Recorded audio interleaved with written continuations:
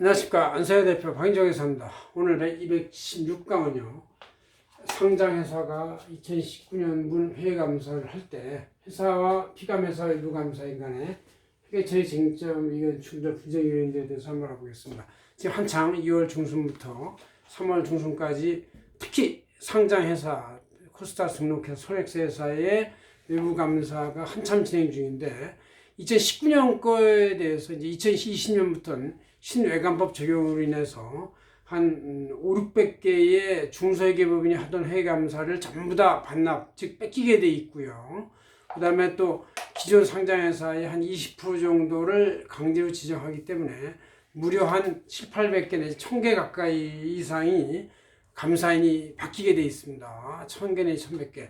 그렇다면 기존 감사인들이 5, 6년, 10년 동안 계속 친하게 지내면서 어떤 감사를 해왔던 쟁점이 숙달돼 있고 의견 일치가 돼 있던 것이 새로운 감사인에 의해서 바뀔 수가 있는 것이죠. 왜냐하면 시각이 다르고 낙관주의나 비관주의냐 아니면 어떤 그 여러 가지 그 쟁점, 회계 쟁점이라는 게 이거 재무제표가 이렇게 있으면요 엄청나게 많습니다. 그 숨겨진 회계 쟁점이 이게 그런 것들에 대해서 굉장히 의견 차이가 있기 때문에 그걸 해결해야 될 필요가 있어요. 그래서 기존 감사인이 그걸 깨끗이 정리해놓고 떠나려다 보면은 옛날 재무제표도 수정해야 될 거고 올해 재무제표도 수정해야 될 거기 때문에 서로 간의 의견 차이가 엄청나게 쟁점이 많이 발생하게 되도록 돼 있습니다. 그래서 그거를 한번 말씀드려서 많은 경각심을 일으켜서 회계감사하는 분들한테 좀 참고로 말씀드리겠습니다. 이것은 올해 2020년 2월 19일자 안세생 전월 내지에 제가 이렇게 쭉 9가지 쟁점으로 6가지 쟁점을 글을 썼고요. 사례도 몇 개 집어넣었으니까 잘 보시면 되겠습니다.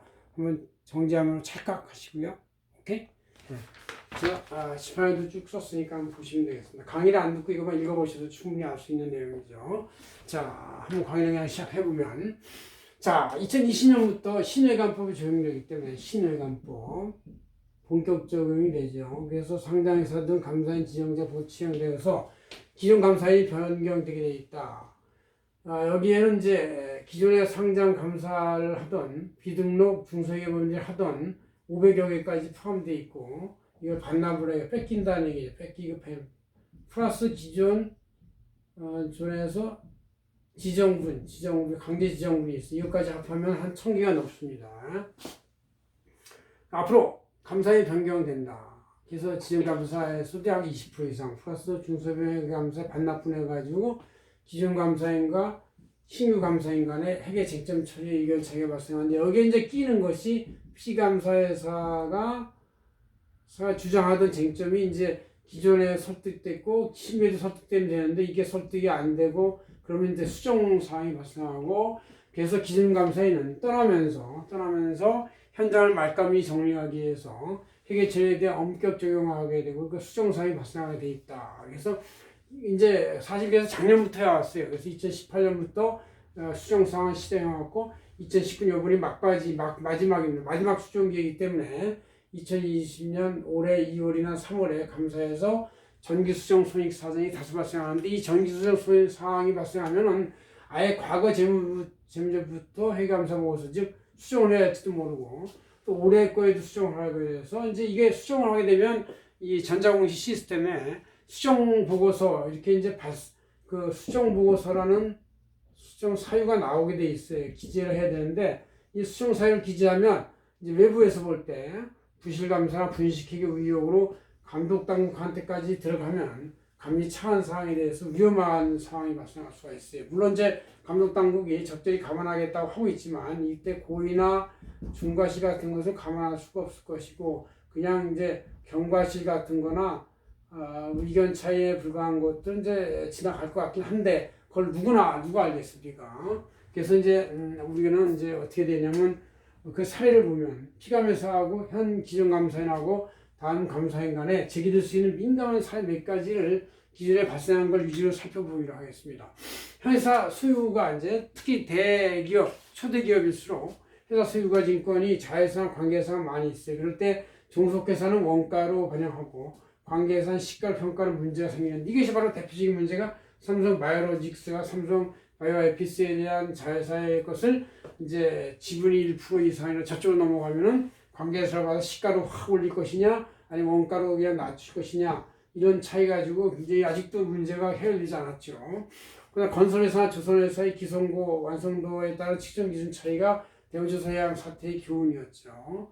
그다음 해외나 국외 자회사한테 밀어내기 수출로 예상 매출금을 과잉 계상하고 채권의 적정성이 없는 것에 대한 것이 바로 모뉴엘 사건이었죠. 이렇게 이제 다 사건이 있어요. 삼성 사건, 대우조선 사건, 모뉴엘 사건 같은 게 있고. 그다음 이제 각종 외상무게치료 재고자산 특수관계 대응 같은 것과 당기순이익이 과다하게 되는 거, 이거 다수기업 이런 상황이 많이 발생하고 있어요. 이렇게 이제 재무상태표가 있으면 이제 여기 외상매출금, 재고자산 뭐 이런 거 있지 않습니까? 이것이 과잉 표시됐다는 얘기는 당기순이익이나 정기순이익이 과잉 표시됐다는 얘기예요. 그래서 이 중에서 썩은 운영금, 썩은 재고자산이 있을 수 있다, 이런 얘기를 이제 할 수 있고.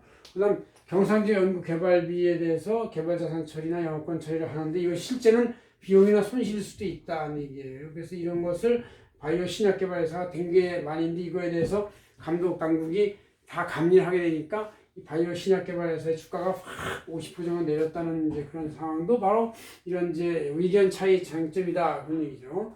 그다음에 관계이익수익권에 대해서 관계 사익금이 동시에 증가할 수가 있어요. 그런 회사 한가운데 있더라고요. 이렇게 있으면 관계사 과정이 계속 증가하는데 관계사부터 차익금도 증가해. 그럼 이게 돈을 넣었다 뺐다, 또 투자했다가 빌렸다, 투자했다 빌렸다 이렇게 왔다 갔다 하는 거예요. 왜 이렇게 이런 짓을 하냐?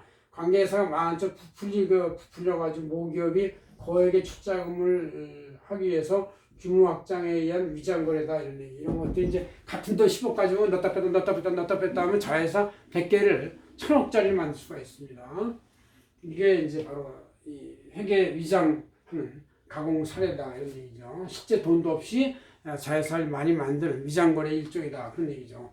그다음 외부 자본 조달로 유가증권의 공개적인 고가취득해, 이 적당한가 아니라 고가취득해서 차익을 내먹는 것인데, 그래서 내먹은 차익으로 다시 외부 자본을 갚아내는 것인데, 이제 무자본 인수합병회사의 M&A 사례 대표적인 것인데, 이것도 금융당국이 항상 이 무자본 M&A는 이 자본시장의 시장을 교란시키는 아주 가장 악질적인 행위이기 때문에 단속하고 있습니다. 이건 무적회사인데 거액대금을 말씀하셨어요, 대주주한테. 이건 말이 안 돼요. 배당을 받아가면 될 거를 자꾸 차익금으로 받아가는 거예요. 이것은 뭐냐면 배당소득세 납부를 회피하기 위해서 이런 일을 하는데, 이것도 역시 우리가 딱 보면 알 수가 있습니다. 차변 대변에 단기대여금이나 관계회사 대여금, 주주대여금이 늘어나는데 배당은 인허는 누적돼 있고, 배당으로 처리해서 가져가면 될 거를 그냥 돈을 꺼내 가는 거예요. 일종의 공금 횡령, 유용 같은 것인데 배당소득세가 아까워서 그런 것이다, 이렇게 되었고. 그 다음에 이제 이런 쟁점이 해결되지 않은 경우는 공식기관에 질의를 해야 되는데, 이제 그 공식기관이 유일한 것이 한제는 한국회계기준원이다, 그런 얘기죠.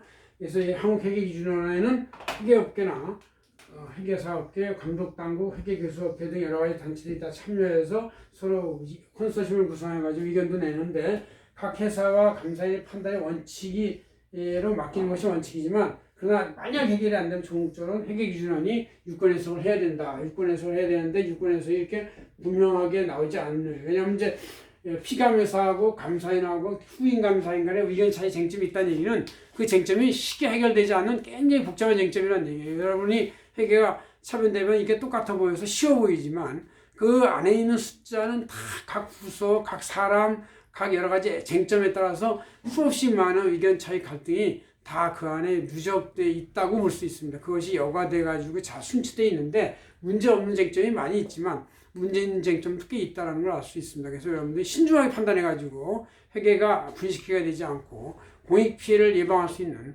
훌륭한 이제 회계가 되어야 한다는 것이 이 회사의 책임이 본적 책임이고, 그다음 감사인의 두 번째 책임이다, 이렇게 보시면 되겠습니다. 고맙습니다. 안승현 대표 박인정 회계사였습니다.